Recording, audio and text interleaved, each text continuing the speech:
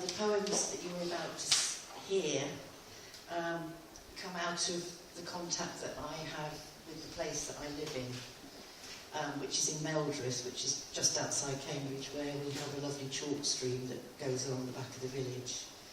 The poems also come out of my contact with conservationists, because I help to look after a woodland in Meldreth, and a few of the people who are on the committee of Melwood Conservation Group are very interested in climate change, and so that's something that I've been made aware of in the last few years.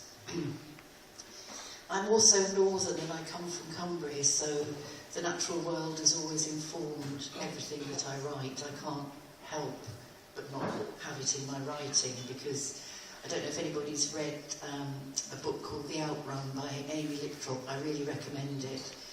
It's about somebody who returns to Orkney and the landscape actually physically rescues her, and I feel that I had some of that experience many years ago. So I'm just going to read a little prologue poem before the film starts,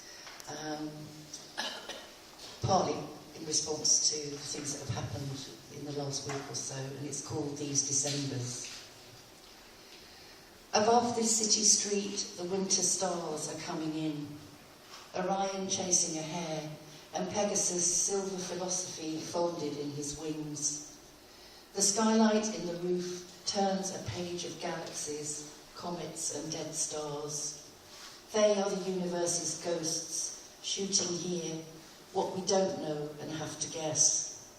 As you said, not to forget to look up to see them. These December constellations spell half man, half horse, Sagittarius, a singing bowl of dogstar, mirror dust. As all-night fishermen know, the wilderness of planets and astronomy made of the same dust as us. Can you turn the film on, please?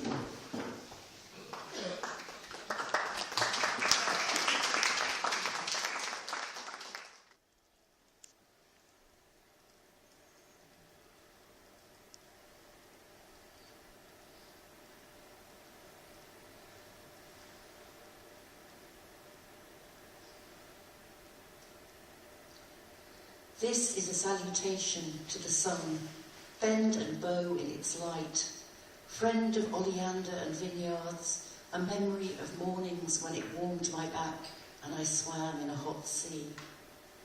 All can seem well in the weather it brings. Deserts and ice disappear, snow melts in its shaft. For the times it has fallen, no shadows against it, turn trees to copper, ripened straw gold, and women have sat in the dark shade of doors while young men chase its alchemy and reach for a chance to be king. Nothing can live there, wings melt to wax. Get too close, it will haunt your eyes and your skin. If it turned black, closed its eye because of the murk of cities, where would we reach? What would we follow, a spotlight and compass? We would forget how to dance.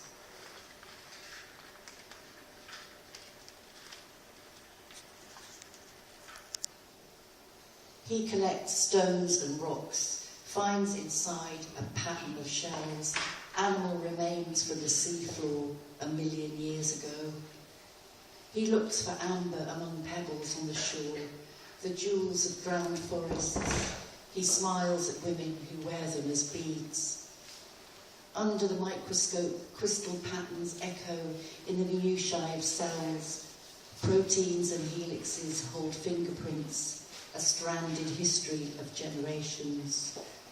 He dreams a legend full of hidden treasure, stamen, chlorophyll, green blood, quark, the fish that left the water, the monkey that stood up. Among the transients of mutations and creatures with one eye, Newton's amazement at an apple dropping rock-like from a tree. Remove one part water, structure shifts. Change a particle, there is a different substance.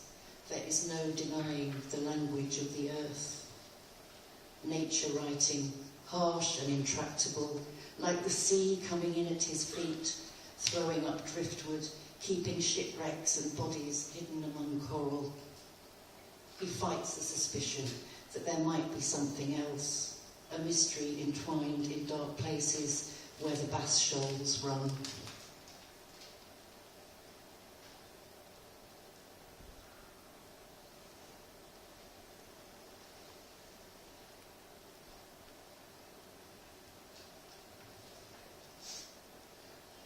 Why do I mind so much when my neighbour John is away? Is it because I know that he is not there to check accounts or do the parish books or be found digging on his allotment? I don't bump into him walking through the woods, his blue cotton cap and long white hair suggesting in another age they might have called him prophet. Given that he is often hefting branches, cutting logs, and wondering what will happen to the green. His car has been parked up for 27 days, and the back garden has gone completely wild, sending messages of feral seeds from flowers across hedges into the street to any pavement that will hold them. I tell myself it is because he cares, looks across the boundaries, takes the time to consider his part of the town. In case you think he's gone to take part in some circle dancing, he is travelling along the eastern desert roads to understand what is tribal or what is written in the bone.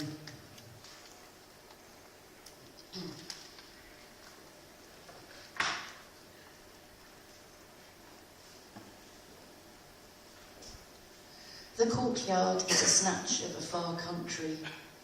The paving stones absorb heat from the sun. Water lilts in the sea at a quenched thirst. Here is for fig and lavender to grow, and rosemary, its rust taste, strong as honey.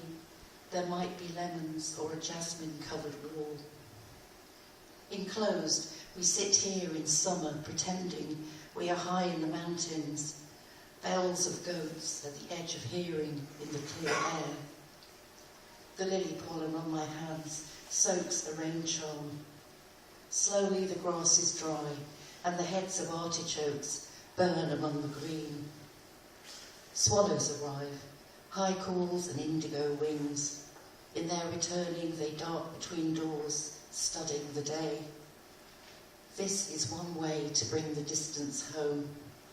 I sit on this terrace, half awake, sun behind my eyes. In the daylight's unravelling, what language shall I speak?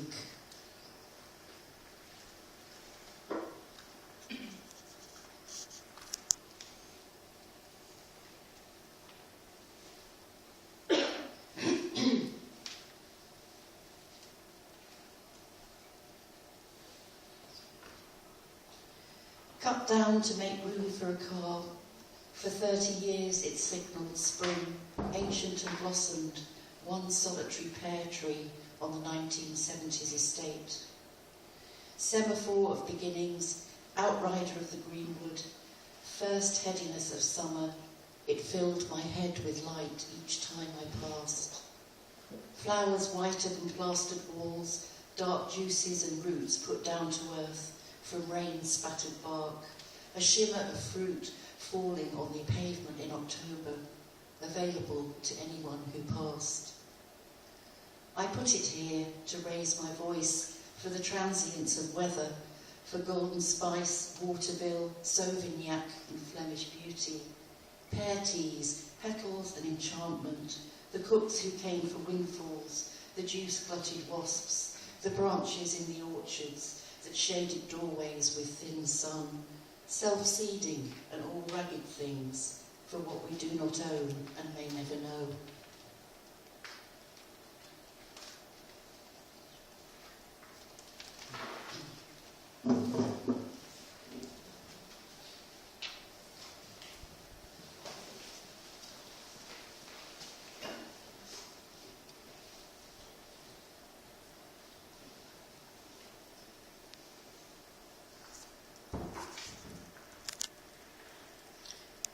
He stands by the bench, dressed in wool hat, Wellingtons, rucksack and leather.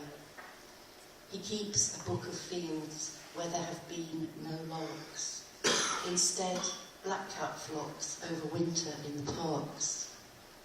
His walleye and careful log note all the absences among the arable fields, binoculars scanning dust clouds in a world that's warming up.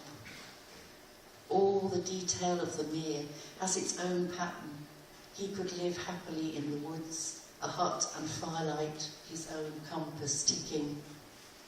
Left alone, it would become native of itself, full of moss berries, new seeds, the strange flight of herons. His long view will outstare anyone who tries to change what has been given. He waits for the great flock's return, geese and swallows to explain to him nature's currents and new rumours. Viking of the hedges, he is his own legend, giving air current speech, sending messages and warnings, lighting a beacon at each change in the weather.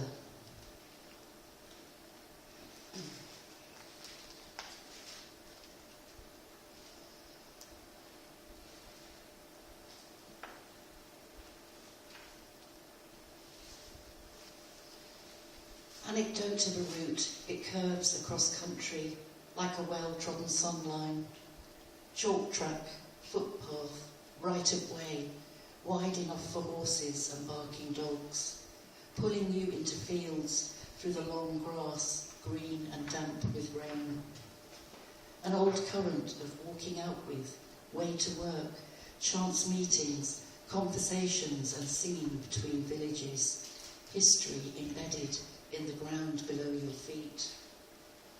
Corner, twist and turn, how to get there told by word of mouth and trespass, a map of landmark trees and flowers with folk names, Herb Robert, Eyebright, Jack by the hedge. On this walk to the river, with only the sky to notice you as you pass, the wood gives up its songs, larks rising, grey-lag geese, honking a B minor note, a sudden hare, blackberries before the winter frost. May the wide, stubborn fields that stretch beyond the eye to the land's edge not be a language lost to us, as the crab apple blossoms, as the stile opens, as the crow flies, as the weather turns, as the sun goes in when the moon rises.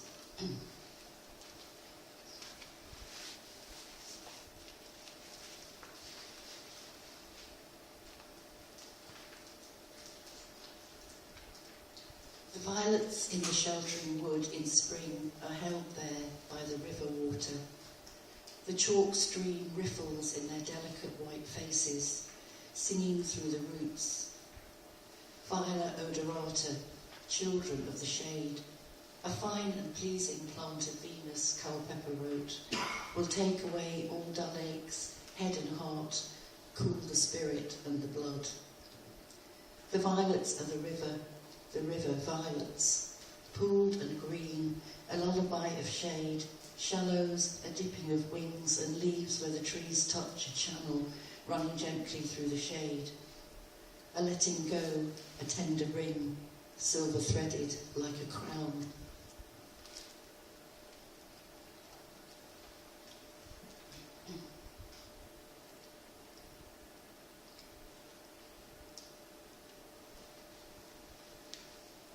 This window holds the promise of what might be.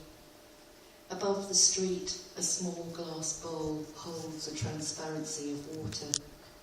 A shaft of leaves, shadow leaning, cutting into light.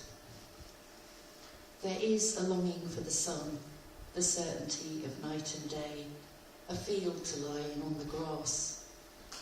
For now it's here on polished wood, a shrine to rain, the way that seasons change, a slow current to a wild river that exists just beyond the clumped trees, somewhere to begin to touch the ground and the good earth, the particles we come from and where we will return, if you believe you might be bird skeleton, the silk of feather, the grit at the heart of snow.